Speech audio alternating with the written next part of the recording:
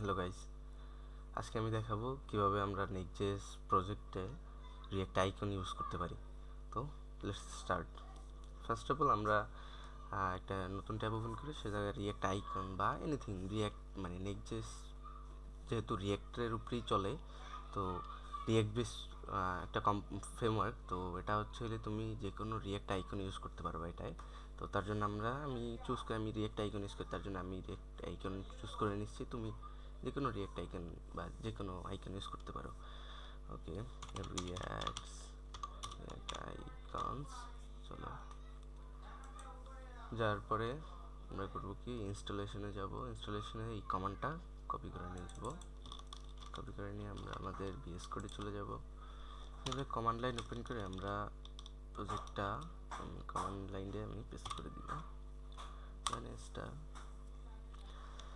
Enter করে এটা একটু ওয়েট করব, একটু নেট ওয়াইজ ভেরি করবে। তোমার এই আমার ইনস্টল হয়ে গেছে, তোমার যদি একটু নেটের প্রবলেম করে তাহলে একটু লেট হতে পারে, অল্প একটু সময় নেবে।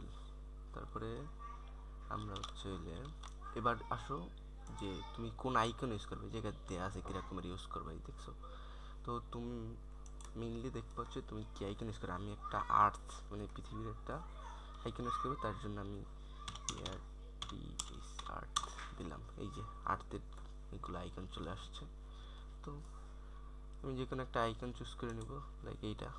তো আমি এই যে ইম্পোর্ট টু অ্যাড, তুমি এইটা কপি করে নিতে পারো, বা তুমি ওইখান থেকে তোমার জন্য ইনস্টলেশন হয়ে গেছে তুমি ওই জায়গা থেকেও এটা ইম্পোর্ট করে নিতে পারো। আমি এই জায়গা থেকে কপি করে নিলাম।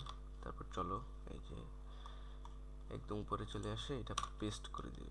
পেস্ট করে দেওয়ার পরে এই যে নামটা মনে রাখবো, নামটা কপি করে আনবো। এই জায়গায় দেখাই দিছি আমি কীভাবে ইউজ করবো। এই যে দেখছো, একটা কম্পোনেন্ট আকারে ইউজ করব।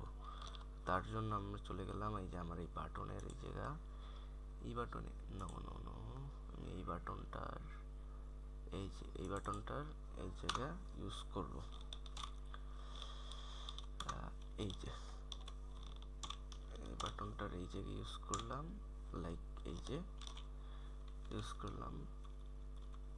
তো এখন যদি আমি আমার টার্মিনালটা ওপেন করি বা আমি প্রজেক্টটা চালু করি, রান এই যে npm রান dev দিয়ে চালু করলাম। তো আমার রান হয়ে গেছে। এবার চলো দেখি কাজ করে কিনা। একটা রিলোড দেই।